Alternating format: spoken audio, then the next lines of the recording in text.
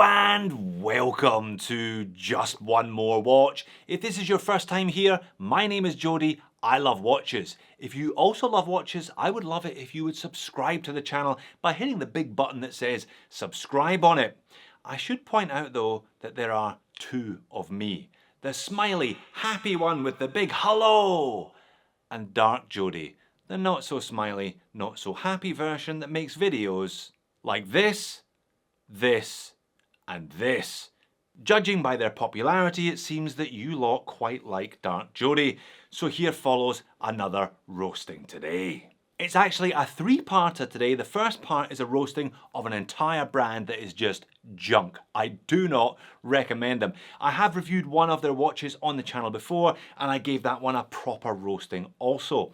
I think their marketing is cynical, their pricing is ridiculous, and the watches themselves are just not good enough to warrant any of your hard-earned cash. Having said that, the second part of this video is a mini review of one of their watches.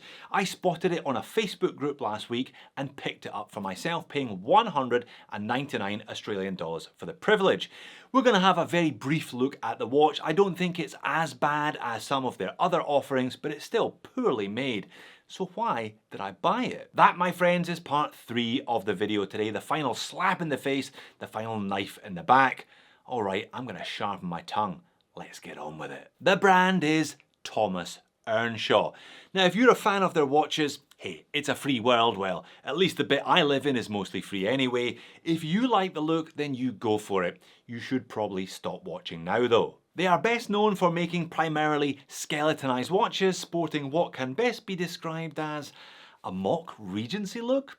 All a mass of complications, all a mass of stylistic influences. You know, breguet hands with Roman numerals, lots of gold, that type of thing. Now, they're part of the Dartmouth Brands group of companies that include Aviate, Spinnaker, James McCabe, and others. So what's my problem with them? Well, I first want to discuss their branding and brand logo, but first let's have a look at the Tissot brand logo as an example. Tissot watches since 1853. What does that suggest to you? It suggests to me that Tissot have been making watches in Switzerland since 1853. And you know what? They have. Let's have a look at the Thomas Earnshaw logo. Now, they recently updated it from this old one to this slightly more modern new one. What does it say? 1805 Earnshaw, London. Now, what does that suggest to you based on what we just discussed with Tissot? Perhaps that they've been making watches in London since 1805?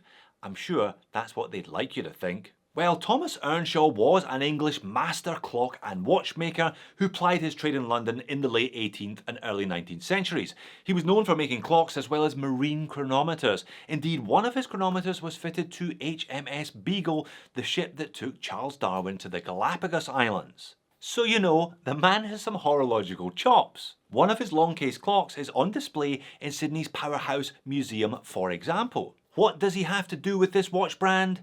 As far as I can tell, precisely nothing.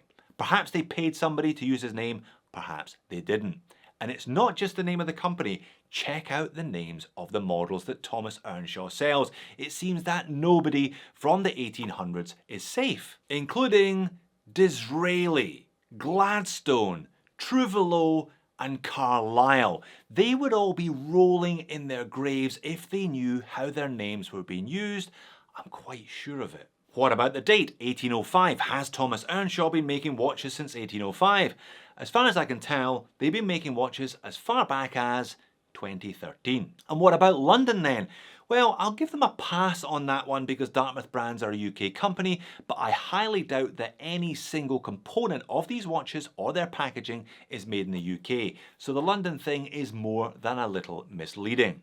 So not only a spurious connection to the city, zero association with Thomas Earnshaw, no historical connection to 1805, that to me is marketing at its most cynical. And that is enough reason for me to reject Thomas Earnshaw watches and to strongly urge you to look for something a little more genuine to spend your money on. Alright, part 2, the watches. Earnshaw's apparent cynicism goes further than just the pitching of the brand and their various models. It also extends to their pricing pitch. As I said, I have reviewed one on the channel before.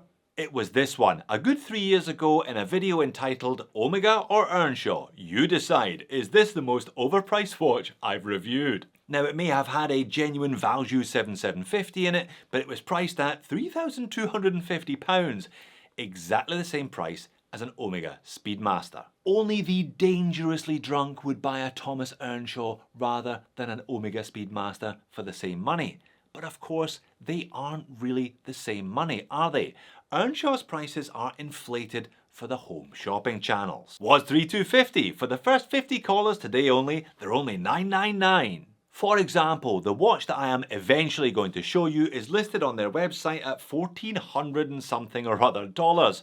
Catch.com.au has it at the even more ridiculous price of $1,500. Again, how drunk would you have to be? Well, how much are they actually worth? Well, Ashford has them on sale for just over $200. But wait, if you buy in the next 59 minutes and 59 seconds, it can be yours for less than $180. That's quite a discount, isn't it? Suggesting perhaps it wasn't worth $1,500 in the first place. Now, in fairness to the brand and to this particular watch, it looks like they are slowly transitioning away from those awful Regency pieces with unspecified Chinese movements for exorbitant prices and are beginning to modernize their range. This echelon doesn't look nearly as bad as most of the stuff I showed you previously. It doesn't have an open heart or any form of skeletonization, for example. The hands actually look pretty good, and it's a reasonable size and a reasonable shape, and it contains a branded specified Swiss-made automatic movement.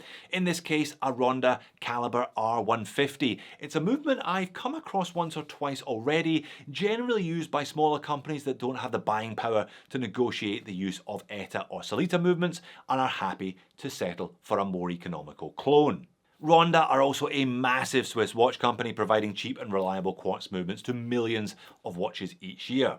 Now, I know what you're thinking. This one isn't too awful, Jody. You've been a bit harsh here. $180 for a Swiss automatic movement is a bit of a bargain.